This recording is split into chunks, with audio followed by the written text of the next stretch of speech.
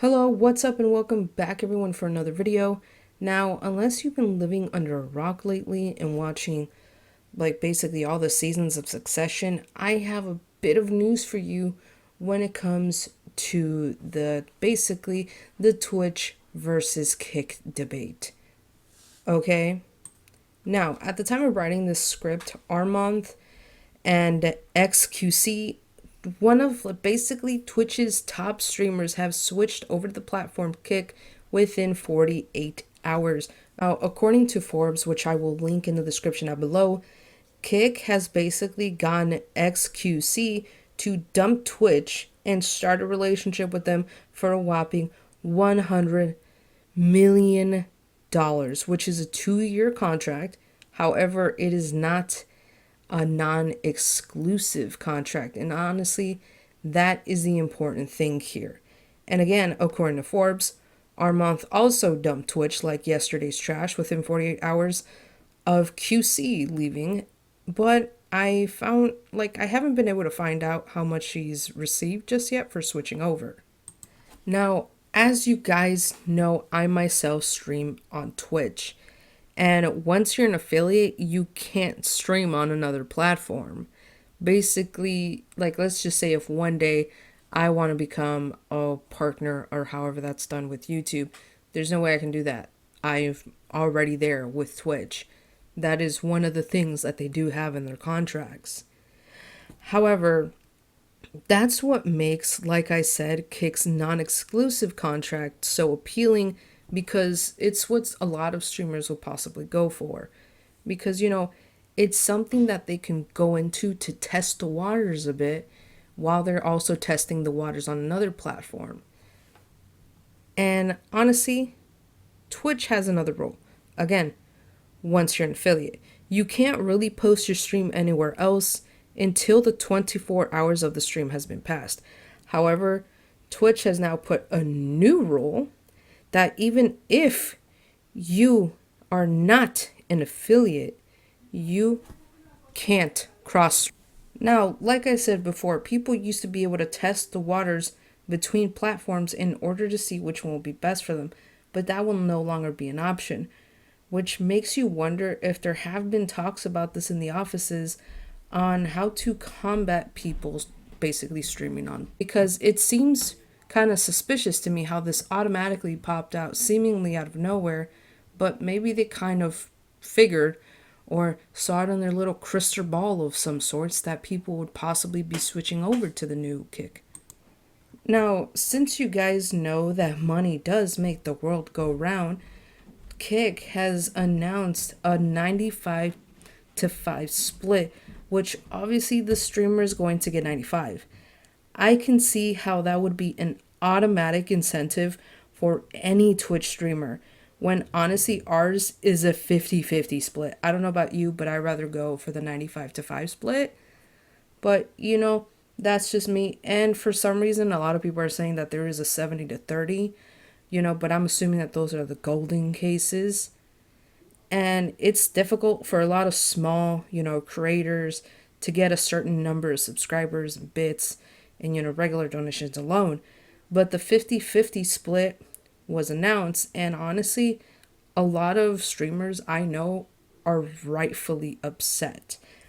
Oh my god. I mean, when you put a lot of thought into your stream, and I'm not just talking about ooh, what game I'm going to play. No, you're investing money with the games. You're investing a headset, even if they're cheap, a controller. Again, even if it's a cheap controller, you're still investing all of that into your stream. It is money that you are spending. And more than likely, if you're a small streamer, you're not going to be making that money back anytime soon. Now, I bet you're wondering, Quinn, what did you mean by golden case? Well, in my opinion, I think these golden cases are basically meant for really big streamers, the ones that will obviously rank in the amount of money and views that Twitch wants.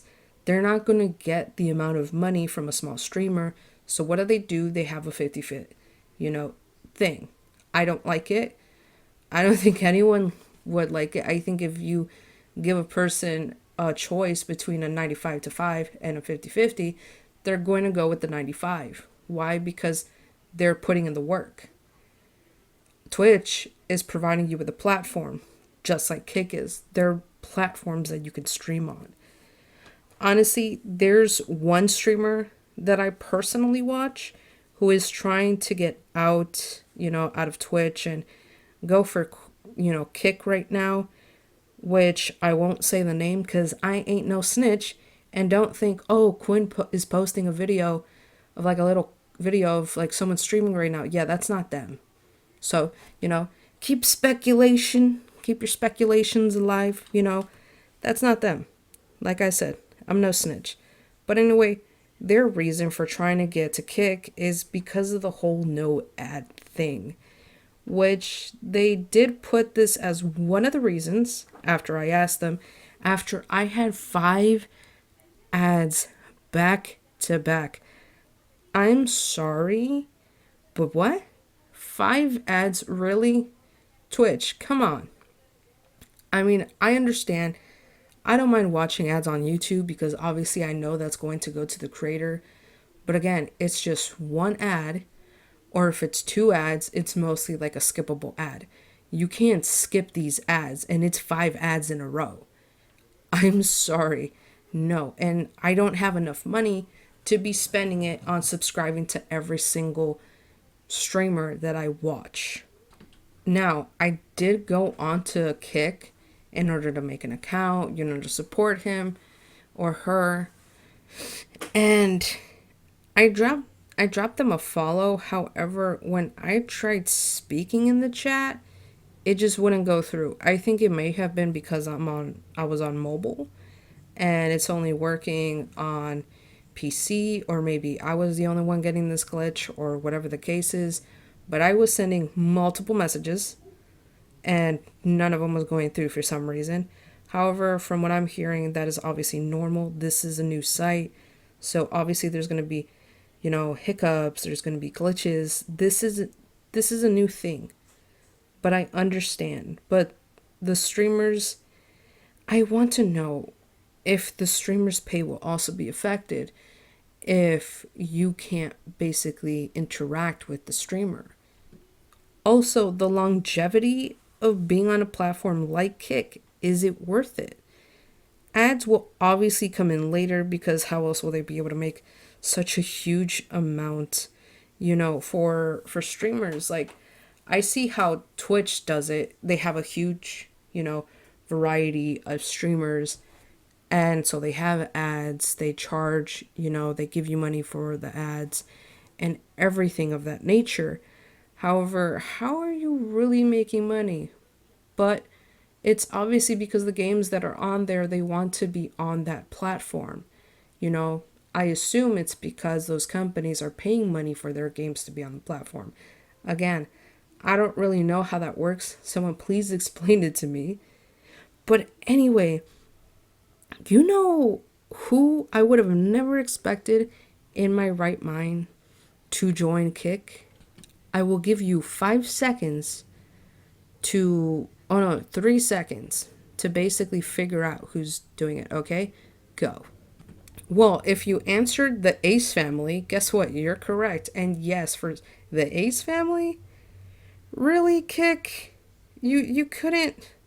I understand. But out of everyone, you're going with... Okay, I'm gonna stop. But anyway, David Dobrik is also on Kick now. And I even saw, Drake stream on Kick. I don't know what's going on. I want to know how much they got paid in order to fucking stream on there. But it's interesting. I'm sure Kick is bleeding money for these people to be on the streaming site. But... you really couldn't do anything better than the Ace family. I'm sorry. I'll stop. Okay. Now, like here on YouTube and in Twitch, you need to accomplish certain amount of things in order to basically be considered for an affiliate. You need, if I remember correctly, 50 followers. You need to stream for 8 hours, and you need to stream on 7 different days. And not only that, but you also need to have an average of 3 viewers. And that is 3 viewers, obviously, consecutively throughout those streams. Obviously, strive for more streamers, I would say, because more streamers, more viewers, because that would throw off your average. It's all about averages.